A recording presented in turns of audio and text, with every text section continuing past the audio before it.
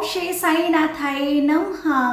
अगर आप ईश्वर से कुछ मांगते हैं और ईश्वर आपकी विश को उस समय नहीं पूरा कर पाते हैं तो इसका मतलब ये नहीं है कि भगवान आपको कुछ देना ही नहीं चाहते। इसका मतलब ये भी तो हो सकता है कि भगवान आपको बहुत कुछ देना चाहते हैं। अगर आप भगवान से एक चीज़ मांग रहे हैं, अगर आपके ईश्वर देरी कर रहे हैं तो हो सकता है भगवान आपको बेहतरीन देना चाहते हों। नमस्कार, हम कोहिनूर साईं चैनल की तरफ से रानी आप सभी साईं भक्तों का कोहिनूर साईं चैनल पर स्वागत करते हैं। तो आइए आज एक कहानी सुनते हैं कि एक भक्त अपने भावों के द्वारा अपने ईश्वर को, प्रभु को कैसे प्रसन्न करता है। ये बात सच है कि हमारे भगवान हमारे भावों के भूखे होते हैं। हम लोग प्रभु को क्या दे सकते हैं, सब कुछ तो ईश्वर का है। तो सुनते हैं एक प्यारी सी कहानी, एक नौकर की कहानी, एक सेठ जी की कहानी और जगन्नाथ जी की कहानी। एक नौकर होता है, उसका बहुत दिनों से मन होता है जगन्नाथ जी की यात्रा करने जाने को।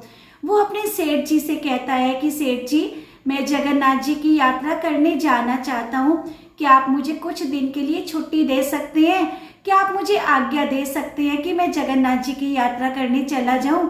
तो सेठ जी ने कहा, हाँ, ये तो मेरा सौभाग्य है कि मैं तो नहीं जा सकता क्योंकि मेरा काम धंधा बहुत दूर दूर तक फैला है।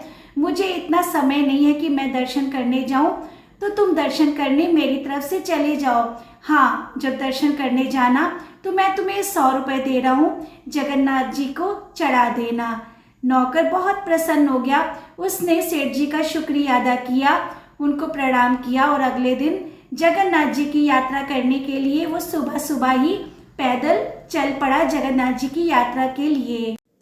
अगले दिन नौकर ने सेठ जी को प्रणाम किया और ईश्वर को प्रणाम करके वो जगन्नाथ जी की यात्रा करने के लिए निकल पड़ा। यात्रा वो सेठ जी के नौकर को पैदल ही करनी थी। जब वो यात्रा करने पैदल जा रहा था, उसने रास्ते में देखा बहुत से साधु संत हैं, वो भी पैदल पैदल यात्रा कर रहे हैं। उसने एक दिन देखा, 2 दिन देखा, वो बेचारे भूखे प्यासे यात्रा कर रहे थे। उन्होंने उस यात्रा में कुछ नहीं खाया था, बस वो जयकारे लगा रहे थे, जय हो जगन्नाथ जी की, हरि बोल हरि बोल। नौकर को दया आ गई। नौकर ने सोचा मेरे पास खुद के तो कोई पैसे नहीं है, क्यों न मैं सेठ जी के पैसों से ही इन भूखे लोगों को, जो भक्त हैं, साधु जन हैं, इनको खाना खिला दूं। खर्चा आया 98 रुपए का। उन्होंने, नौकर ने जो खाना खिलाया साधु संतों को, 98 रुपए का खर्चा आ गया। अब उसके मन में ये विचार आया कि अगर सेठ जी ने पूछा कि तुमने मेरे 100 रुपए जगन्नाथ जी के चरणों में चढ़ा दिए, तो मैं सेठ जी से कह दूंगा कि हाँ, मैंने चढ़ा दिए। फाइनली वो भी दिन आ गया जब वो पैदल यात्रा कर रहा था, जगन्नाथ जी का मंदिर आ गया। उसने जगन्नाथ जी को चरणों में प्रणाम किया। सेठ जी के 2 रुपये बचे थे, 98 रुपये तो खर्च हो गए थे, 2 रुपये बचे थे, वो बाबा के, ईश्वर के चरणों में, जगन्नाथ जी के चरणों में चढ़ा दिए। वापसी में वो रास्ते में यही सोच रहा था कि सेठ जी ने पूछा तो मैं क्या कहूँगा, सच बताऊँ कि झूठ बताऊँ, क्या करूँ, कुछ समझ में नहीं आ रहा था। उसी रात जगन्नाथ जी ने सेठ जी के सपने में ये आकर कहा कि भक्त, मुझे तुम्हारे पैसे मिल गए हैं, मैं तुम्हारे दिए हुए पैसों से बहुत प्रसन्न हूँ। जो तुमने मुझे 98 रुपये दिए हैं, मैं तुम्हारे पैसों से प्रसन्न हूँ। भक्त, जो वरदान मांगना है मांग लो। सेठ जी के मन में तुरंत आया कि मैंने तो नौकर को 100 रुपये चढ़ाने को दिए थे। जगन्नाथ जी ने सेठ जी को स्वप्न में ये तो बता दिया कि भक्त, मुझे तुम्हारे 98 रुपये मिल गए हैं।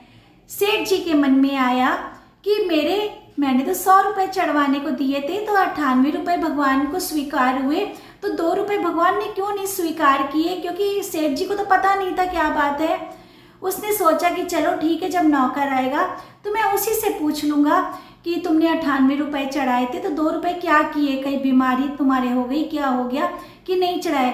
फाइनली वो भी दिन आ गया जब नौकर जगन्नाथ जी के दर्शन करने के बाद घर पहुंचा।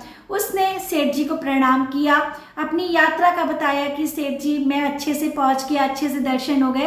तो सेठ जी ने कहा, हाँ, मुझे पता है कि तुम्हारी यात्रा अच्छी हो गई। तुम पहले ये बताओ कि तुमने भगवान को 98 रुपये मेरे चढ़ा दिए, 2 रुपये क्यों नहीं चढ़ाए? सेठ जी का नौकर तो बड़ा हैरान हो गया कि सेठ जी को ये बात कैसे पता लग गई। लेकिन कहानी थोड़ी उल्टी थी। उसने तो 98 रुपए उन भक्त गणों को खाना खिला दिया था और 2 रुपए चढ़ाए थे, जबकि सेठ जी को पता था कि 98 रुपए ईश्वर के चरणों में पहुंच गए हैं, वो 2 रुपए पता नहीं कहाँ चले गए। तब उस नौकर ने सेठ जी को पूरी सही सही बात बता दी कि सेठ जी, मैं तो यात्रा कर रहा था, तो रास्ते में साधु संत जो भूखे थे, मुझे बहुत दया आ गई, तो मैंने आपके पैसों से ही खाना खिला दिया। तो वो 98 रुपए का खर्चा हुआ था और जो 2 रुपए बचे थे वो तो मैंने जगन्नाथ जी को चढ़ा दिए थे। तब सेठ जी को और नौकर को समझ में आ गया कि जो हमारे प्रभु ने स्वीकार किए हैं वो 98 रुपए स्वीकार किए हैं। इससे सेठ जी को और भक्त को, यानी कि सेठ जी के नौकर को, एक बात तो बिल्कुल अच्छे से समझ में आ गई कि जो जीव सेवा है, मानव सेवा है, एक दूसरे की सेवा है, एक दूसरे के सुख दुख में हाथ बांटना, यही सच्ची सेवा है। और हमारे ईश्वर यही सब स्वीकार करते हैं। हमारे बाबा, हमारे ईश्वर जो भी हैं, सब एक हैं। उनको भक्तों के भाव से, यानी कि भक्तों के प्यार चाहिए। उनको सोना चांदी या पैसों से कोई मतलब नहीं है। इस कहानी से हमको बहुत कुछ सीखने को मिलता है, अगर सीखना चाहें तो। हमारे ईश्वर जो है भक्तों के भाव के भूखे हैं। जो सेवा करनी है, जीव सेवा करिए, मानव सेवा करिए। अगर आप आर्थिक रूप से किसी की सेवा नहीं कर सकते हैं, शारीरिक रूप से तो किसी की सेवा कर सकते हैं। अगर कोई रास्ता पार करना चाहता है, वो बेचारा नहीं देख पा रहा है, आप उसका रास्ता पार करा सकते हैं, किसी को पानी पिला सकते हैं। सेवा बहुत सी होती हैं, बस दिल में भाव होना चाहिए और वही हमारे ईश्वर स्वीकार भी करते हैं। ओम श्री साईं नाथाय नमः। अगर कहानी थोड़ी सी भी अच्छी लगी हो तो साईं राम ज़रूर लिखिएगा। नमस्कार। चलिए एक छोटा सा प्रश्न आप लोगों से पूछते हैं। उम्मीद करते हैं कि आप इसका रिप्लाई कमेंट बॉक्स में ज़रूर करेंगे।